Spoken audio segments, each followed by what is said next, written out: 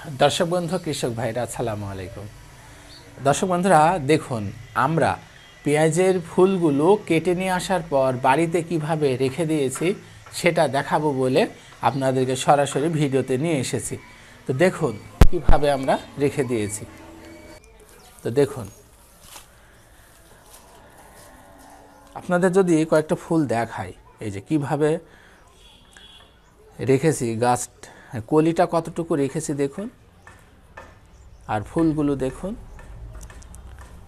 এই যে আমরা এই ফুলগুলো রোদে দেব এখন, তার জন্য আমরা সব গ্যাদার করেছি, এক জায়গায় জড়ো করেছি।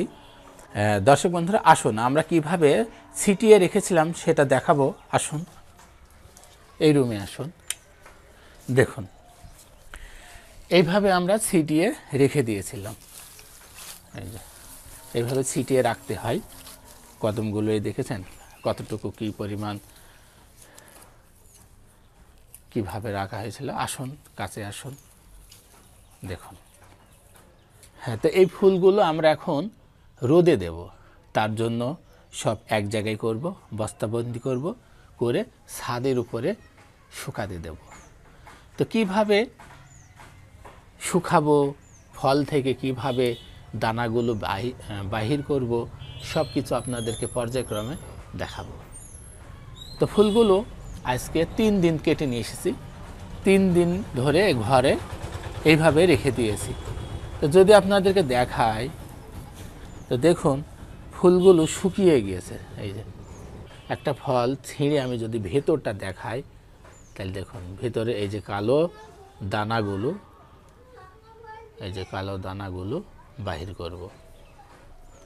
তো আমরা পেঁয়াজ সংরক্ষণ করে রেখেছি, দেখুন এই যে এই পেঁয়াজগুলো কিভাবে সংরক্ষণ করে রেখেছি সব কিছু দেখাবো আপনাদেরকে। পেঁয়াজগুলো আমরা কদম চাষ করার জন্য এখানে ঝুলিয়ে রেখেছি। হ্যাঁ, এই পেঁয়াজগুলো মাটিতে রোপণের পর এই কদম ফুল আমরা পেয়ে থাকি।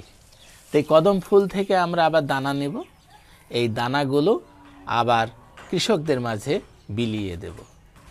যদি আপনারা অরিজিনাল জাতের সুখসাগর পেঁয়াজের দানা চান, সংগ্রহ করতে চান, আপনারা আমাদের সাথে যোগাযোগ করতে পারেন। আমাদের সাথে যোগাযোগের ঠিকানা মোহাম্মদ শফিকুল ইসলাম মিঠু, আনন্দবাস, মুজিবনগর, মেহেরপুর। মোবাইল 01812600995। এই নাম্বারে আপনারা যোগাযোগ করলে অরিজিনাল সুখসাগর জাতের দানা পেয়ে যাবেন। আমরা নিজস্ব পদ্ধতিতে, নিজস্ব উপায়ে এই সুখসাগর জাতের দানা চাষ করে থাকি, দানা উৎপাদন করে থাকি। প্রিয় কৃষক ভাইরা, আমরা আজ 2 থেকে 3 দিন এভাবে রেখে দিয়েছি। হ্যাঁ, অতিরিক্ত গরম পড়লে আবার ফ্যান আছে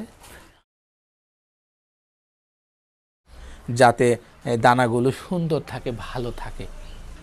তো এখন আমরা বস্তাবন্দি করব। কিভাবে বস্তাবন্দি করব, কিভাবে ছাদে নিয়ে যাব আপনাদেরকে দেখাবো, সাথেই থাকবেন। তো আমরা এই ফুলগুলো এখন বস্তার ভিতরে ঢোকাবো। এই বস্তায় করে আমরা নিয়ে যাব ছাদের উপরে, দিয়ে রোদে শুকাতে দেব। এই যে বস্তাবন্দি হয়ে গেল, এখন এই বস্তা মাথায় করে নিয়ে চলে যাব ছাদের উপর। তো চলুন আপনারা। এই যে নিচেও সিঁড়ি ঘরেও রেখে দিয়েছি, হ্যাঁ সিঁড়িতেও রেখে দিয়েছি।